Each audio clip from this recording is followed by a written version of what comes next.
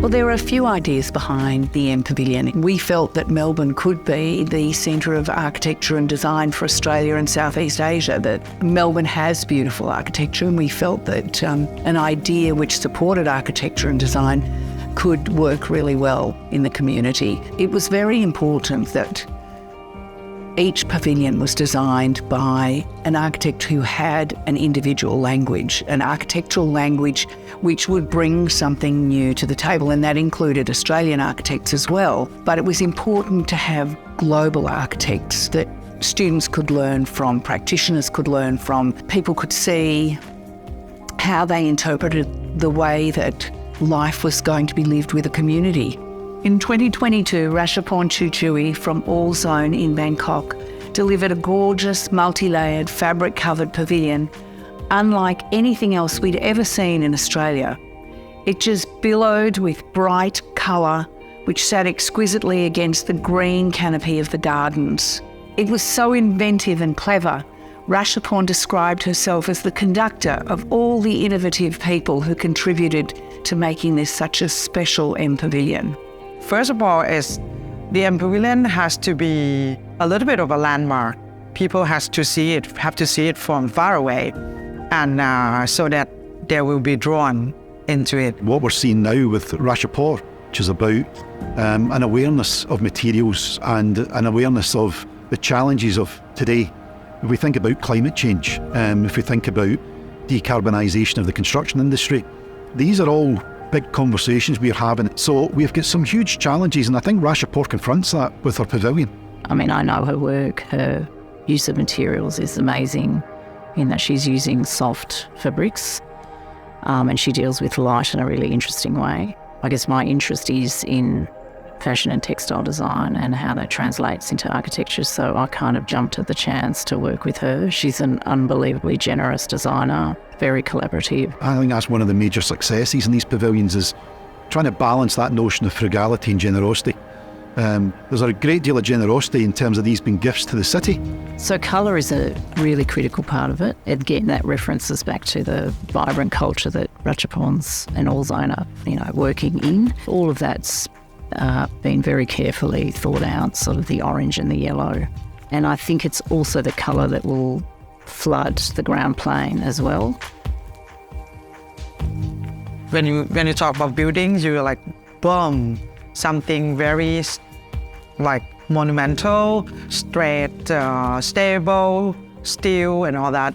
But we want to give a little bit the different perspective of architecture, that it could be soft, it could be slightly moving, it could be also fun and playful.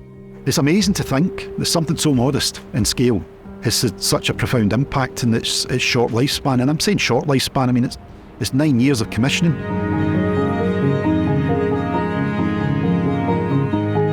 The MPavilion isn't a building because it's a structure to provide shade. It doesn't typically have walls around it. It doesn't have plumbing and services and mechanical. It's a covering to provide protection from the rain, from the sun, and to provide an architectural space that realises the MPavilion program. Like Nigel said, okay, you want this? I think it's possible, but something like this always. Maybe we have to sacrifice this for this, and let's work it out.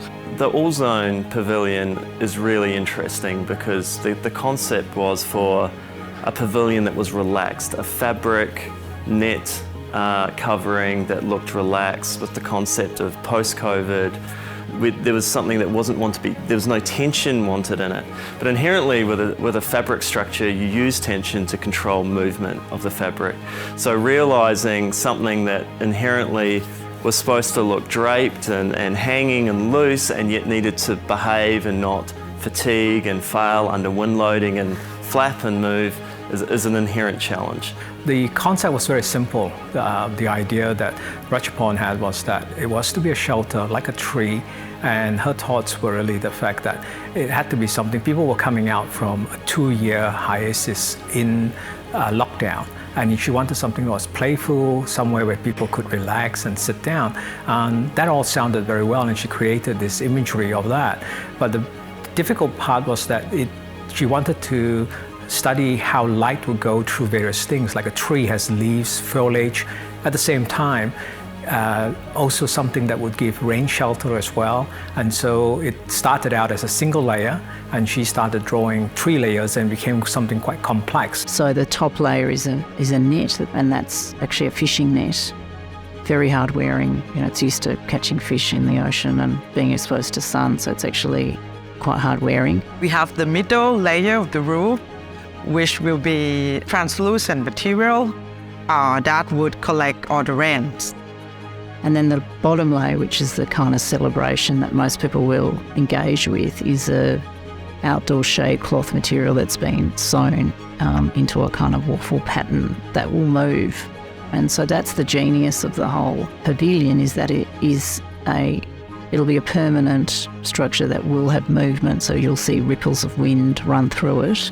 I needed to understand how the material works, and the architects need to understand how the light comes through, and everybody needed to know how this thing come together. It's like 3 pieces of a puzzle. It's been changing into the form that I didn't expect, but that's great.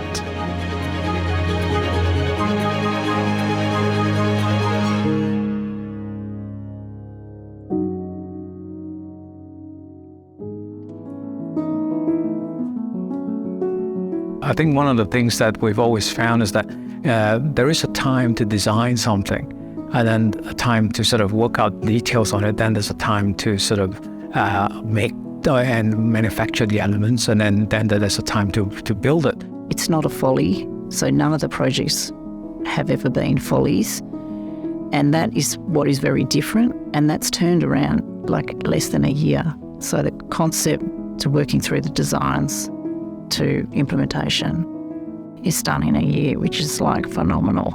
But what we've tried to do here is really a lot of things are happening in tandem to be able to try and compress it.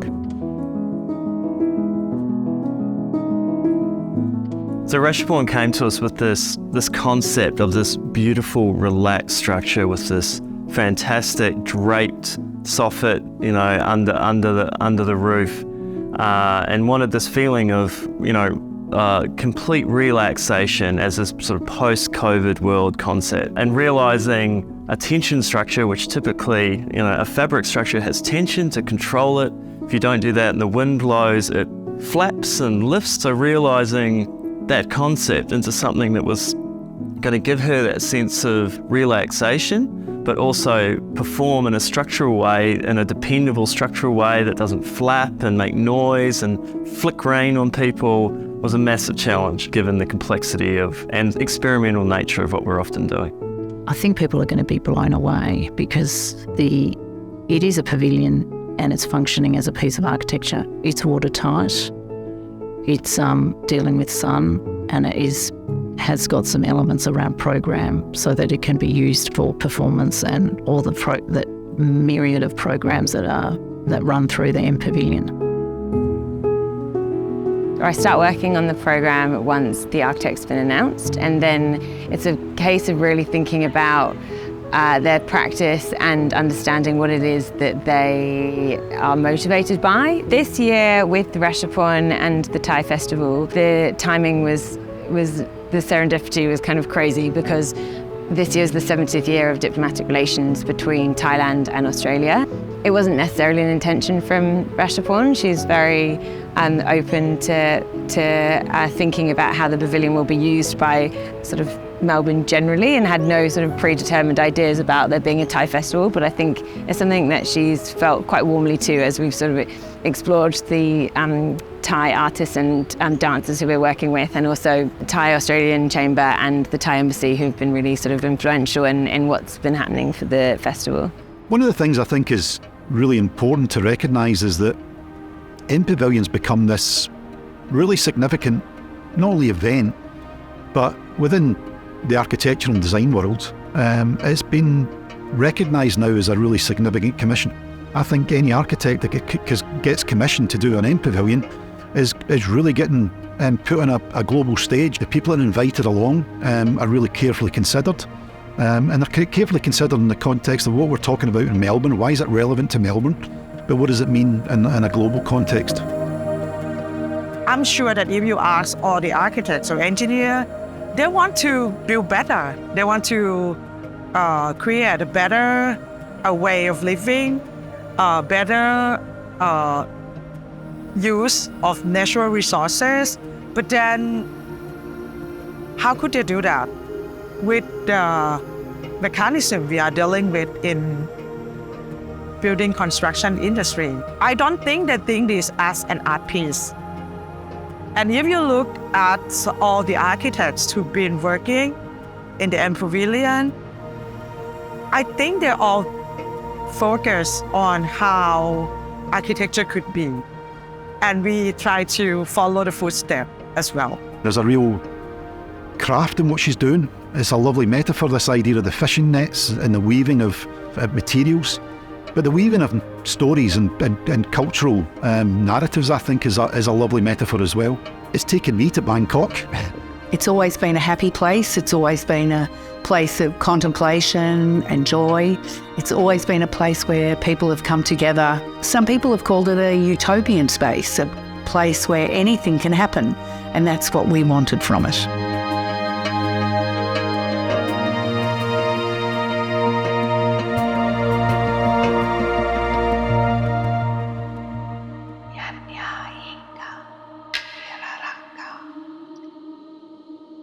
Warmen Schenker, Bunwara, Yara Kutuela.